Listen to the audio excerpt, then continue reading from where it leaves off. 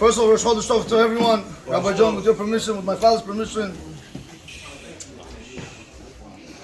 Rabotai, there is Masechet Shabbat in Daf Tet Vav Amud Aleph.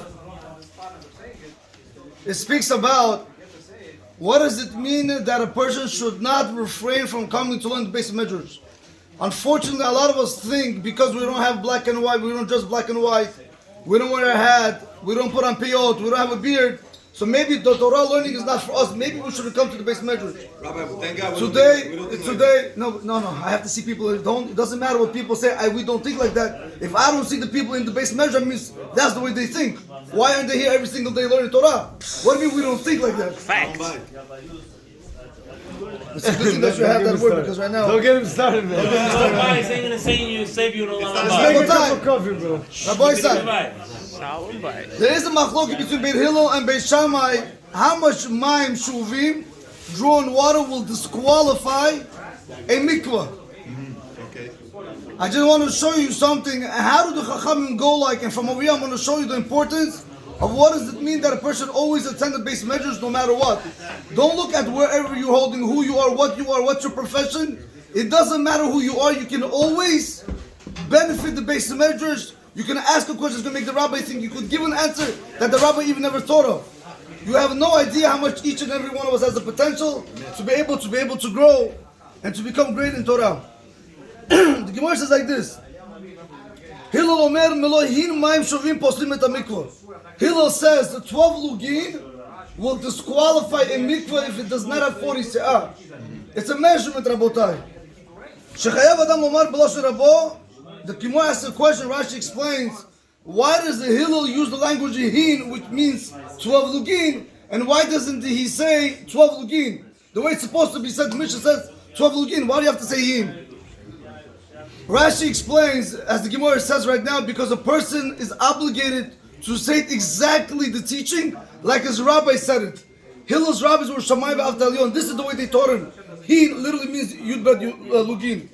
That's what he says over here, 12 Lugin.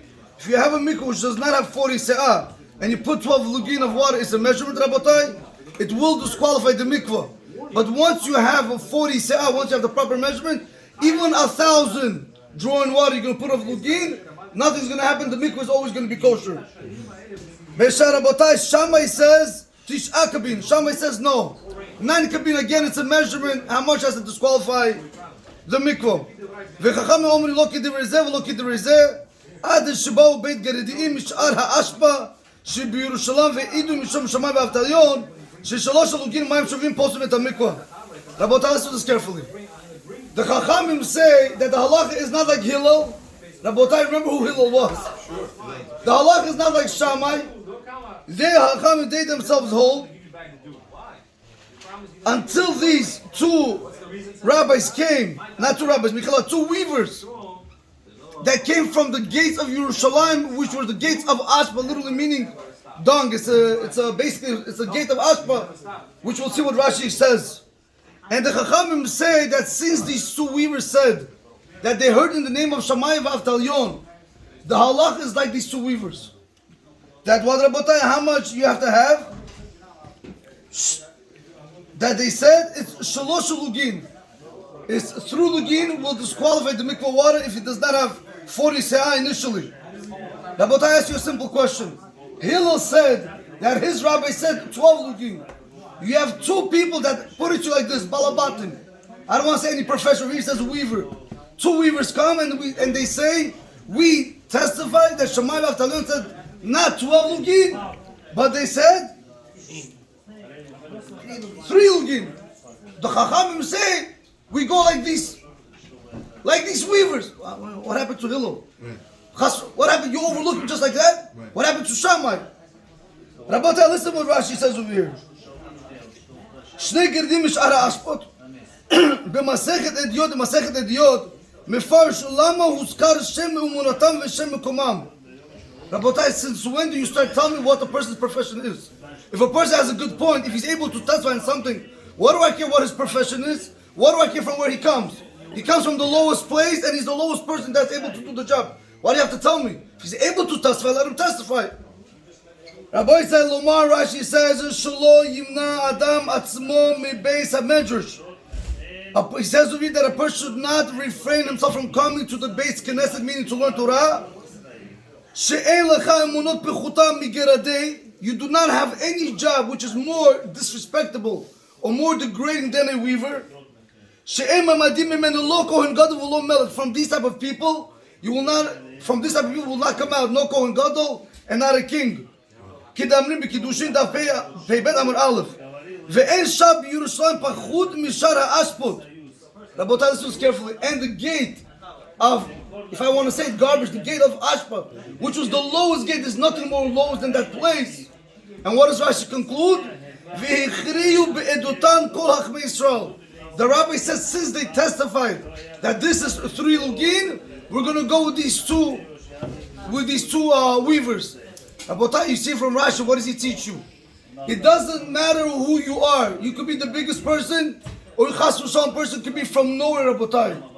Every single person can come to the base of Medrash, and because of him, the Chachamim are going to actually be able to uphold something else new. You ask a good question, I'll be able to give you a better answer. You'll be able to make me think. Rabotai, that's what Chazal say. Or Chavrut or Mitut, either you're going to have a Chavruta, a partner who you're going to be able to learn with, or you're going to choose death. Why? When you have a partner, he's able to sharpen you up. That's real Shalom Bayis. When you have your wife, every day she's cutting you up. That's real Shalom Bayis. All you gotta do is just make the coffee. Cappuccino, baby. Cappuccino. No problem. Rabotai, today we come, Rosh Chodesh ADAR, Marbim B'Simcha. So what do we think Marbim B'Simcha is? Let's go out, let's go party, let's do this, let's do that, correct? Rabotai, you could have a person, he could be dancing with his head, he could be hitting his head against the wall. You think he's doing simcha, right? Like they do in the... He could do whatever he wants, Rabotai. This is not simcha. This is shtu. This is shtuyot. It's nothing. I tell you right now, there's nothing there. What's the proof? How many millions of people you see that have a lot of money, that have all the women they want, whatever woman they want, they get. Alcohol they do, drugs they do, and still, Rabotai, they're not happy. They get divorced. Some of them commit lolin, whatever they want to commit. Why? You have a Ferrari, you have Bentley, you have Mercedes, you have a big house, you have 3 mansions, you're on the beach, you have a house on the island. Why aren't you happy? You have everything. Rabotai, Mishe, Nichnas, ADAR, Marbim, Besimcha, the only simcha that a person will have in this world, Rabotai, like the Torah tells us, is only by learning Torah. When you learn Torah, that gives you real simcha, Rabotai. With that simcha, you'll be able to continue to go how long? Through the day, through the week, through the month, through the year. We don't understand this. When you do a mitzvah and you take pleasure in doing that mitzvah, you're happy you have the zechut to do the mitzvah. How many of us, I told somebody something beautiful. We were in Orlando, and I found out that Walt Disney owns $200.3 billion. I guess his grandchildren, everybody has it. Rabotai, I want to tell you something. How many of you right now want to switch your place with his grandchildren? $200.3 billion. How many of you?